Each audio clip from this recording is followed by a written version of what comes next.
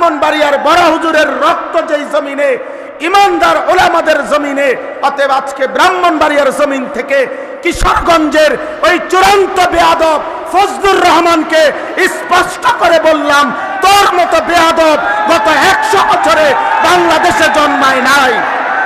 তুই স্বাধীনতার পক্ষের না, তুই স্বাধীনতার শত্রু, তুই এদেশের শত্রু বেটা।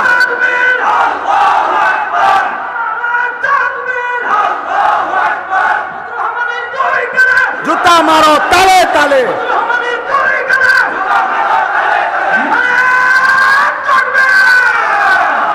কিশোরগঞ্জের ওই বেয়াদব গত 60 বছরে তোর মতো বেয়াদবের মতো কথা বাংলাদেশে কোন নাস্তিক মুরতাদ, কোন স্বঘোষিত মুরতাদ এত বড় কথা বলে নাই। এদেশের মা বোনদেরকে বলছে যে আপনারা আলেমের সন্তান পেটে নিবেন না। আরে বেটা বেয়াদব, তোর মতো বেয়াদবকে, তোর মা বাপকে যদি কোন আলেমে দিন বিয়ে না পড়াইতো, তো তুই ফজলুর রহমান কোন নেককার চরিত্রবান কোন পবিত্র নারীর ঘরে জন্ম নিতে পারতি না বেটা। তুই এখন মোল্লা চেনো না? ইসলাম এক জিনিস, মোল্লাতন্ত্র আরেক জিনিস। ইসলাম তোর আব্বার, ইসলাম তোর বাপের নাকি বেটা? হ্যাঁ, ইসলাম তুমি আনছো নাকি? এজন্য এটা স্পষ্ট, এই বেয়াদব চূড়ান্ত বেয়াদব। বাংলাদেশের জমিনে ইনশাআল্লাহ এমন নিকৃষ্ট বেয়াদবের বিচার হবেই হবে ইনশাআল্লাহ, কোনো সন্দেহ নাই ইনশাআল্লাহ। এই পর্যন্ত কেউ আপনার এই পৃথিবীতে, আমরা পড়ছি কিতাবে, ওলামায়ে কেরামের রক্ত বিষের মতো। বিষ যেমন মানুষকে শেষ করে দেয়, ওলামায়ে কেরামের রক্ত নিয়ে কেউ ছিনিমিনি খেললে, ওলামায়ে কেরামের ইজ্জত নিয়ে কেউ ছিনিমিনি খেললে, খোদার কসম, রব্বে কাবার কসম, আল্লাহ তাআলা ওই ব্যক্তি, ওই গোষ্ঠী, ওই দলকে বেইজ্জতি, লাঞ্ছিত, অপমানিত করেই করে, করেই করে, করেই করে। এজন্য 16 বৎসর যারা জুলুম করেছে, ওলামাদেরকে বেইজ্জতি করেছে, আজকে তারা নাই। মামুনুল হক এখনো বাংলার জমিনে বহাল আছেই আলহামদুলিল্লাহ। মামুন মামুনই আছে, মামুন মানে নিরাপদ, মামুন মামুনই আছে। ফ্যাসিস্ট নাই, জালেম নাই, অহংকারীরা নাই, অহংকারীরা নাই। এটাই রবের ফয়সালা, এটাই আল্লাহর ফয়সালা। ব্রাহ্মণবাড়িয়ার ওই বেয়াদব, ব্রাহ্মণবাড়িয়ার ওলামায়ে কেরামকে বারবার বিদ্রুপ করেছিল। তুমি ওবায়দুল মুক্তাদির আজকে ব্রাহ্মণবাড়িয়ার জমিনে নাই, কিন্তু ব্রাহ্মণবাড়িয়ার কওমি মাদ্রাসাও আছে, আল্লামা সাজিদুর রহমানও আছে, আল্লামা মুফতি মুবারকুল্লাহ আছে, থাকবে থাকবে থাকবে ইনশাআল্লাহ।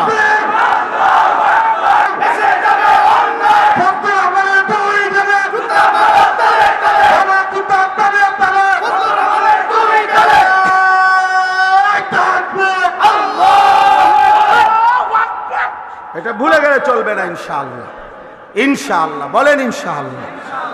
হ্যাঁ, মুসলমান 16টি বছর আমাদেরকে জঙ্গিবাদ, এই সমস্ত উগ্রবাদ, এই সমস্ত শব্দ আছে, থাকবে ইনশাআল্লাহ।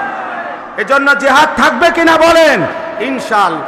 10ই মে শনিবার ফজরের নামাজের পরে সালাম ফিরায়া পাকিস্তানের মধ্যে মুজাহিদ সেনাবাহিনী ভারতের উপরে যখন আক্রমণ করেছিল, চূড়ান্ত 3 ঘন্টার ব্যবধানে আমেরিকার থেকে ফোন আসছে, বন্ধ করে দাও, পারতা না।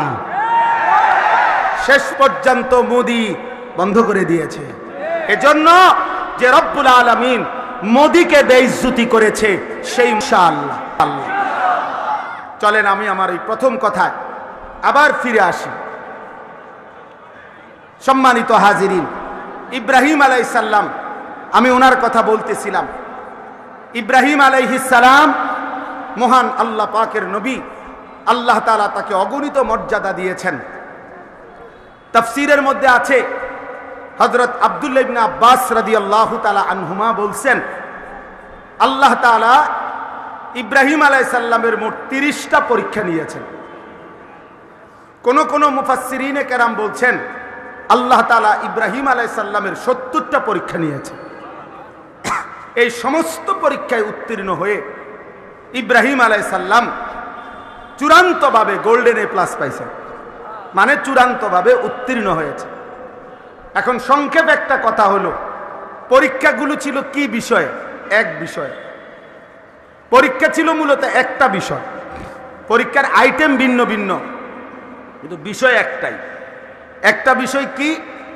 মহান আল্লাহ পাক রব্বুল আলামিন ইব্রাহিম আলাইহিস সালামের পরীক্ষা নিয়েছেন যে একটা বিষয় শুধু দেখতে চাইছেন, ছোট্টবেলার থেকে শেষ পর্যন্ত ইব্রাহিমের কলিজায় আল্লাহ তাআলার মহব্বত বেশি নাকি গায়রুল্লাহর মহব্বত বেশি।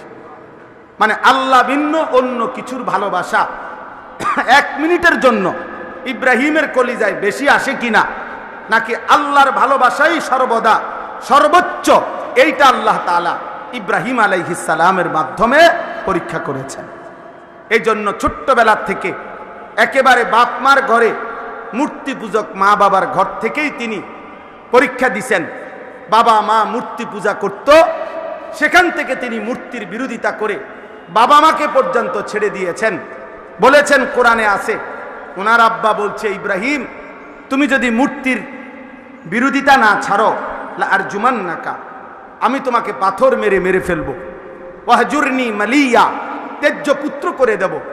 ইব্রাহিম আলাইহিস সালাম বলছেন, আতাজিলুকুম ওমা তাদউনা মিন দুনিল্লাহ, আব্বা আপনাদেরকেও আমি ছেড়ে দিলাম, আপনারা যেই মূর্তির পূজা করেন আল্লাহকে বাদ দিয়ে, এগুলোকেও আমি ছেড়ে দিলাম। ওয়া আদউ রাব্বি, আমি কেবল আমার রব আল্লাহকেই ডাক দিলাম। আসা আল্লাহ আকুনা বিদুআই রাব্বি শাকিয়া, আমি বিশ্বাস করি বাপ আমার ওই মহান রবকে ডেকে কেউ কোনোদিন বঞ্চিত হয় না। আল্লাহকে ডেকে কেউ হারে না, আল্লাহকে ডেকে কেউ বঞ্চিত হয় না। এই যে ছোটবেলায় আগুনের কুণ্ডলিতে পরীক্ষা দিছে, জিব্রাইল, ইসরাফিল, মিকাইল, আজরাইল, 4 জন ফেরেশতা পর্যন্ত আয়েশা সাহায্য করতে চাইছে যে ইব্রাহিম আপনি বললে আমরা আগুনের কুণ্ডলি থেকে আপনাকে হেফাজত করব। ইব্রাহিম আলাইহিস সালাম বলছে, তোমরা সরো, যার জন্য আমি আগুনে পড়তে যাচ্ছি সেই মহান আল্লাহ রব্বুল আলামিন আমাকে দেখতেছেন। হাসবি আল্লাহ, আমার আল্লাহই আমার জন্য যথেষ্ট। তো ফেরেশতাদের সাহায্যের আবদার প্রত্যাখ্যান করে পরীক্ষায় উত্তীর্ণ হয়েছেন। আল্লাহ দেখতে চাইছেন আগুনে পড়ার মুহূর্তেও গায়রুল্লাহকে ডাকে কিনা। না ডাকে নাই। কাকে ডাকছে বলেন না? কাকে ডাকছে? আল্লাহকে ডাকছে। 84 বছর বয়সে আল্লাহ তাআলা ইসমাইল আলাইহিস সালামকে ওনার সন্তান হিসাবে দান করছেন। এই ইসমাইলকে নিয়ে বড় 3টা পরীক্ষা নিছে আল্লাহ ওনার কাছ থেকে। 1 নম্বরে ওনাকে প্রথম বলছে যে তোমার সীমাহীন কান্নাকাটিতে আমি তোমাকে ইসমাইলের মতো সন্তান দিলাম, তবে তারে কোলে নিতে পারবা না, তাফসিরে আছে, আদর করতে পারবা না, চুমা দিতে পারবা না, শুধু তাকায় তাকায়া দেখবা। তিনি বলছেন, মাওলা আমি মানি, আমি আপনাকেই ভালোবাসি, সন্তানকে না, আপনাকেই বেশি ভালোবাসি। কয়দিন পরে আল্লাহ বলছে, ইব্রাহিম ছেলেটাকে এতদিন তো দেখতে দিছি, এখন আর দেখতেও দেব না, চোখের আড়ালে তার মা হাজেরা এবং ইসমাইলকে দূরে দিয়ে আসো, চোখের আড়াল করে দাও। ইব্রাহিম আলাইহিস সালাম বললেন, আল্লাহ আমি এটাও মানি, আমি আপনাকেই বেশি ভালোবাসি, দিলাম চোখের আড়াল করে। তো আল্লাহর ঘর কাবার কাছে রেখে আসছেন। কিছুদিন পরে আল্লাহ তাআলা বলছেন, ইব্রাহিম প্রথমত আদর করতে দেই নাই, তারপরে চোখের সামনে রাখি নাই, এবার আমি তোমার চূড়ান্ত পরীক্ষা নিতে চাই, সেটা হলো সন্তানটাকে জবাই করে আমারটা আমারে দিয়ে দাও। এবার আর চোখেও দেখবা না, চোখের আড়ালেও রাখবো না, জবাই করে দাও। ইব্রাহিম আলাইহিস সালাম বললেন, মাওলা আমি পাশ করতে চাই, মাওলা আমি হারতে চাই না, আমি জিতবই, আমি আপনাকেই সবচেয়ে বেশি ভালোবাসি। এই কারণে ইব্রাহিম আলাইহিস সালাম সত্যি সত্যি সন্তানের গর্দানে ছুরি রাখছেন।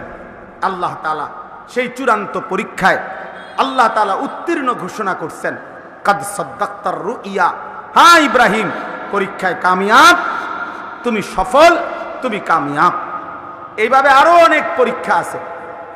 এই সমস্ত পরীক্ষার পরে ইব্রাহিম আলাইহিস সালামকে আল্লাহ তাআলা এবার বললেন, তুমি আমার ঘর কাবা ওয়া ইদ বাওয়ানা লি ইব্রাহিমা মাকানাল বাইত, আল্লাহ তাআলা বলেন আমি আল্লাহ নিজে এবার আমার বন্ধু ইব্রাহিমকে বললাম, সারা জীবনের পরীক্ষার বিনিময়ে এইবার তুমি আমার ঘর পুনর্নির্মাণ করো।